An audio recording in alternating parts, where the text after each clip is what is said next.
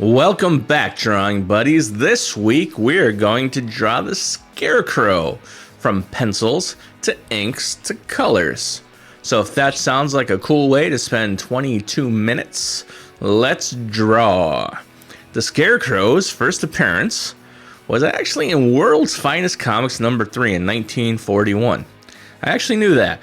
And he only made 2 appearances in the Golden Age, apparently. And then he reappeared in 1967 in Batman 189. And that's probably the first Scarecrow comic that I actually bought. Because I mentioned this before, there was this little corner store in the town I grew up in. And for some reason, they just had a bunch of comic books for $1, $2 each. And Batman 189 was one of the comics I bought there. So my first introduction to Scarecrow is technically his 3rd appearance, or his first Silver Age appearance.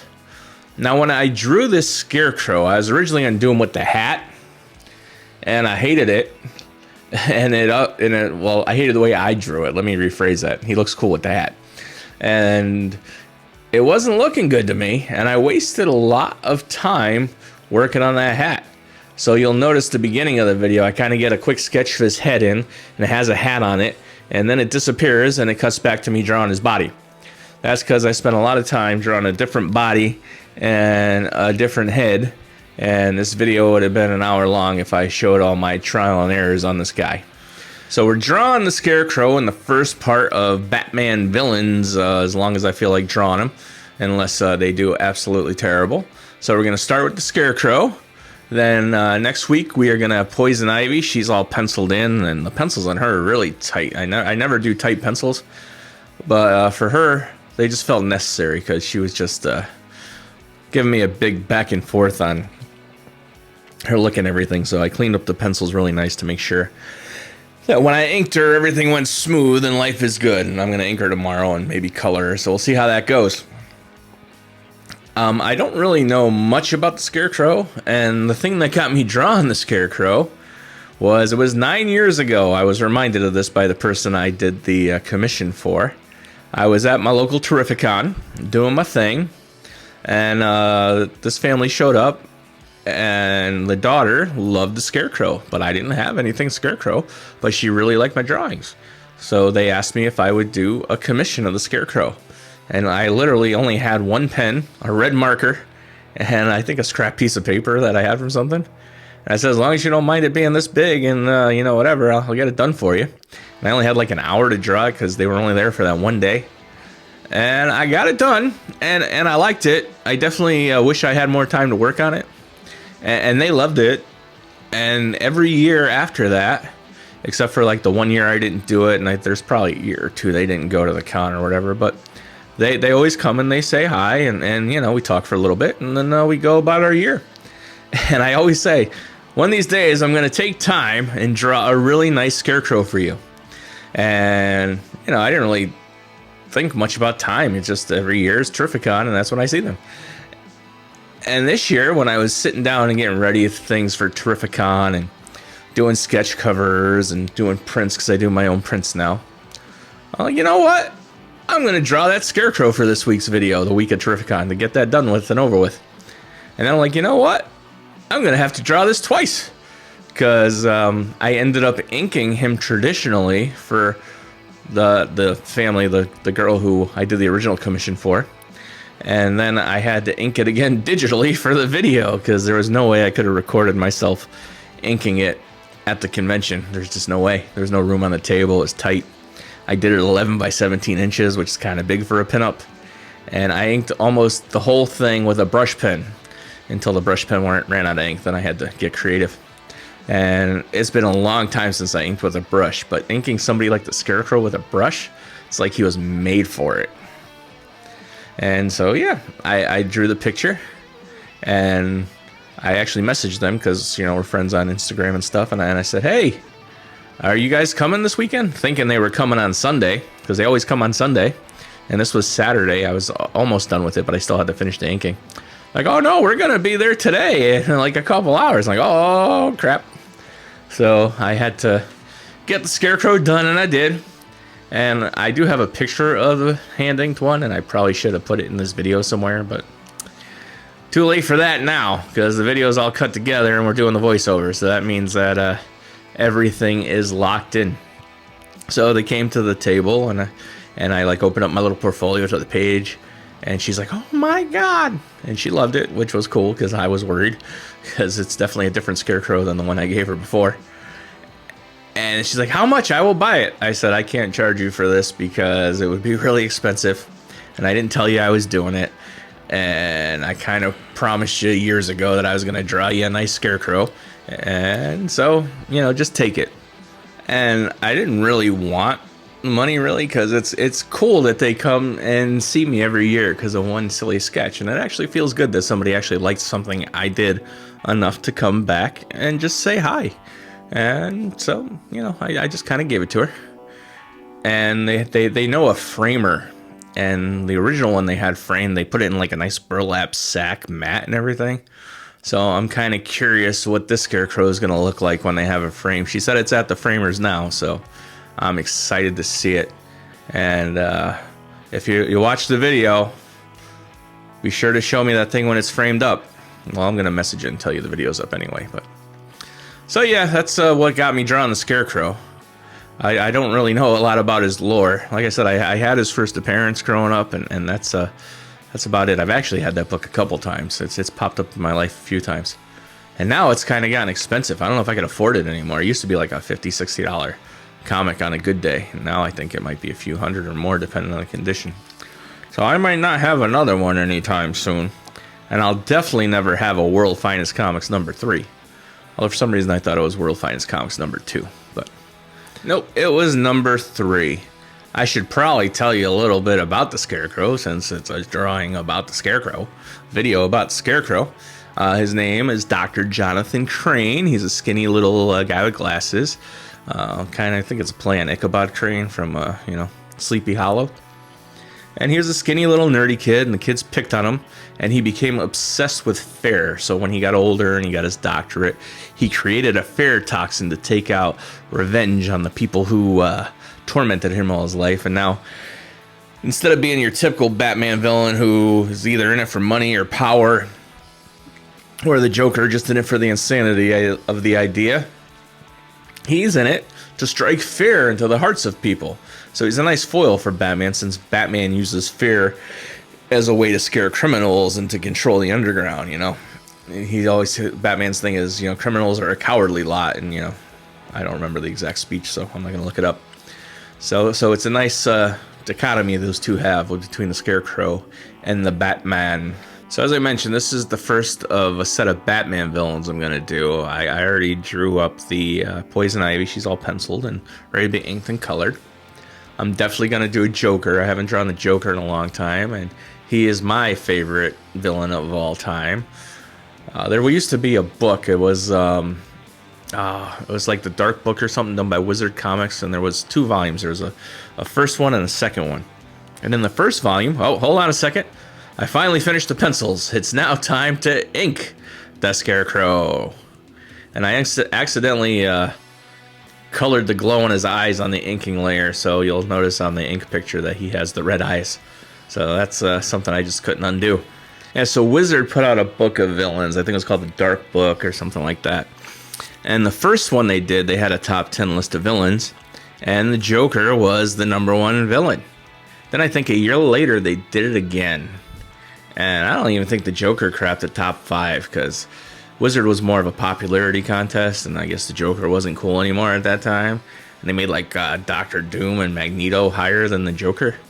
And I mean, they're more powerful than the Joker. They could do things the Joker can't, but I mean, the Joker's like the OG crazy villain that, you know, most of these people are based on. His first appearance is in frickin' Batman #1 from 1940. And he's been around ever since. In fact, the Joker's first appearance, they killed him off.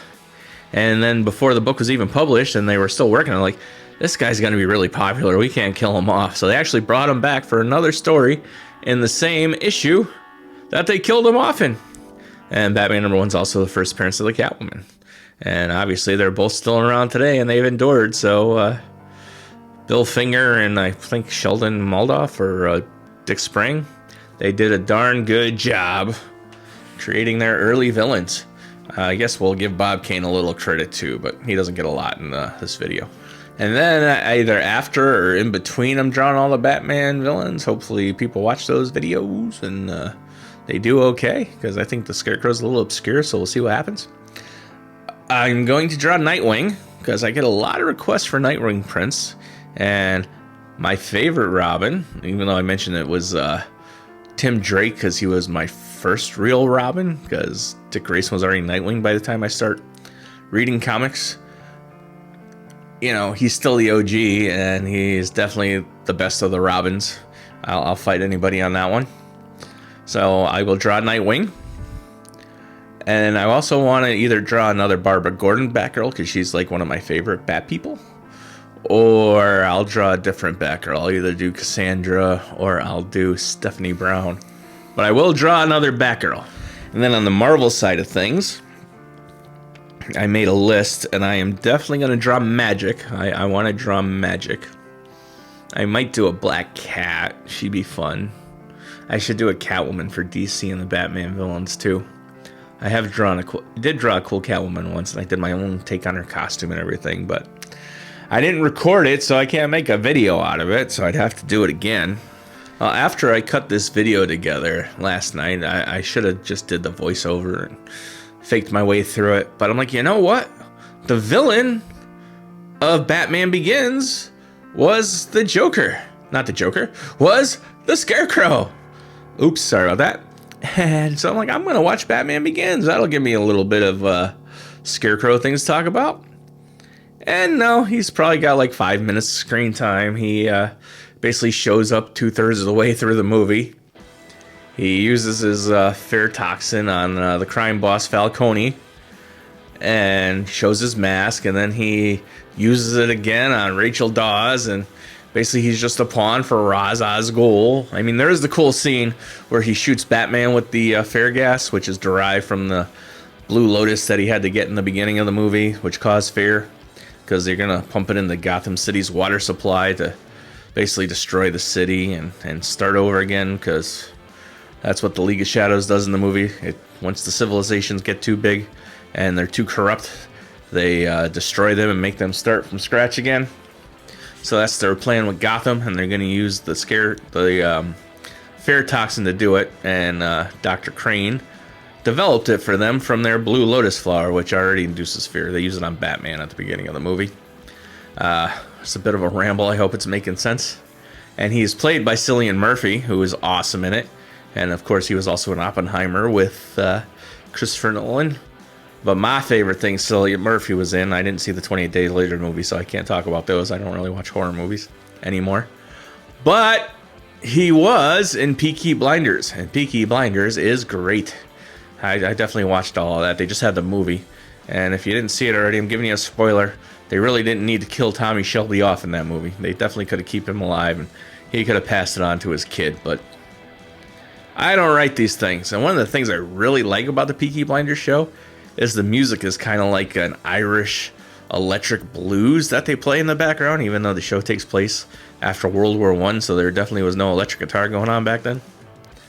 But yeah, the music definitely makes it, and the atmosphere around the music definitely helps that show in its mood. But yeah, so the Scarecrow does have a cool scene in Batman Begins where Batman shows up in the Narrows, which is the slums of Gotham. It's like an island. So Gotham keeps their poor people on an island. How depressing is that? And Batman comes up on him like, I'm going to stop you. And Scarecrow shoots him in the face with a fear toxin. And Batman freaks out and loses his mind. And, Alfred has to come get him. He barely escapes with his life, kind of thing. And then later in the movie, Batman reverses it and shoots the Scarecrow with it. And then you see the Batman all in black. And it's like his face is dripping and he's like a demon. And it's a really cool scene, too. And then when the fear toxin's going through the Narrows and the people are infected, Batman's like doing his thing, trying to help people. And all they see is this black demon flying through the city, because Batman has the wings that work like a glider in the movie. It's good stuff. But not enough to fill a video talking about the Scarecrow on. So I was like, what the poo? The guys like the way I try not to swear in these videos. Usually I say Holy Christmas and things like that, but I should just not bother. I mean, I hear people swearing in YouTube videos all the time, but I made the commitment to keep it family friendly, and I'm doing it. And if you don't like it, I'm sorry. But I still need like 4,000 watch hours, so watch all my videos like 15 times if you got this far. I'd appreciate it. I was also watching a video the other day, and I had this cool floating like and subscribe button thing. So I either got to find one of those or make one and have it pop up in the video every once in a while. So, you know, I mean, I have the subscribers I need to get monetized. I just need view hours. So that's my focus. And I think to do it, I'm going to have to suck it up and stop talking about going live and actually go live. I just got to figure out how to go live. So I think if I draw live, it'll be really slow and boring. Although I watch Dave Finch do it all the time, and Mahad Masar, and I think it's kind of fun. But they're much better artists than I am, and they have a lot more. They have a lot less screwing around. Oh, hold on! I finally finished inking Scarecrow. That took forever, and now we're going to color the Scarecrow. Yeah, they pretty much know what they're doing, and they get their drawings laid out quickly. Me, it takes me a while to find the pose and to find the angles, and, you know, I don't know if that would be very fun to watch. But we just might have to try it and see how it goes, because, you know, you don't know till you try. And I have everything I need to go live. I have the audio interface. I've been paying for Studio Labs for like a year and a half now for nothing. I mean, just throwing money at them for no good freaking reason. I have a drawing tablet hooked up to the computer, so I can easily draw while talking on the microphone, because it's one of those few tasks you could actually multitask at with the human brain, because the human brain's a weird thing and doesn't like to multitask. So, but yeah, I don't know. Going live might be the way, because apparently that's how you get hours, which is weird to me, because when you're live, I could have 10 people watch me for 4 hours, and I don't get 4 hours. You get hours based on people watching it after the fact. So I don't know how the heck that works, but it worked for a friend of mine, and that's how he got his hours, by going live. And I worked with a kid. I work, well, more of a volunteer at a local theater, and one of the guys there who does what I do, he wants to be a director. So I told him, just make a movie, man. You know, get some friends together. Who cares if it's bad or not? Did you ever see Clerks? I mean, it's good, but it's bad, you know? Your movie might be worse. Probably would be worse, because Clerks is actually a good movie. But, you know, I mean, it was shot on a no budget and black and white, you know? And today, you can shoot a better quality movie on your iPhone, especially if you know how to color grade and all that stuff, which I do not know how to do. And he's like, oh, yeah, maybe I should. But apparently, he started a YouTube channel, a video game one, and he has less followers than I am. He only has a couple hundred, but you know, he got more hours than I have, I think, and that's because he goes live. So I'm like, what the heck? So I could play a video game. A friend of mine tells me I should play Minecraft, but I've never played Minecraft before. He's like, that's why people watch it, because you never played before. You don't know what the hell you're doing. So I don't know. I also had an idea to like replay an old video and just talk about random things. And then if somebody said, hey, can you show me how to draw a hand in this pose? I would say, sure. And then I'd pause the video and I'd draw the hand, like the Scarecrow one coming at you, you know, and walk you through how I do it. So I don't know, but somebody would actually have to watch the video while I'm doing it. So, I mean, because if you're doing a video and you're live, even if nobody shows up to watch it, you still have to talk and put on a show like you have 1,000 people in that room, 10,000 people in that room. It's like playing in a band when I was in a band. Sometimes, you know, you'd have a decent crowd and it was fun and you're rocking out and the crowd's getting into it and it's a vibe. And sometimes there's 3 people there and they'd rather be anywhere else than listen to your music. They're just there because somebody dragged them to a bar and they want to drink. They don't want to be listening to you play music, especially the music I was playing. It was awesome, but, you know, it wasn't for everybody, we'll say. So, yeah. Sorry I'm talking about things like going live and stuff, because I treat these videos kind of like a therapy session. You know, I'll talk about comic books, I'll talk about the Scarecrow, I'll talk about why I'm drawing certain things. But I also rant and rave about things that are completely unrelated because I've never seen a therapist. I probably never will see a therapist. It's kind of a Gen X thing. We don't talk about our feelings. And so, hey, you guys get to listen to me talk about random things that have no relation at all to the Scarecrow or Batman. But back to the Scarecrow and Batman, I'm going to draw Nightwing. I'm going to draw Batgirl, a Joker, maybe a Catwoman. I kind of want to draw Bane. Maybe I'll draw Bane Ultimate Style, the 9-foot Bane. Oh, this is the cool part about coloring the Scarecrow. I was able to pull out my True Grit brushes, and they have a crosshatch one that kind of helped with that burlap look. So I used that for the shading, and it looks super cool. And I put this super dirty paper texture. I don't know where I got it from. Probably stole it from the internet.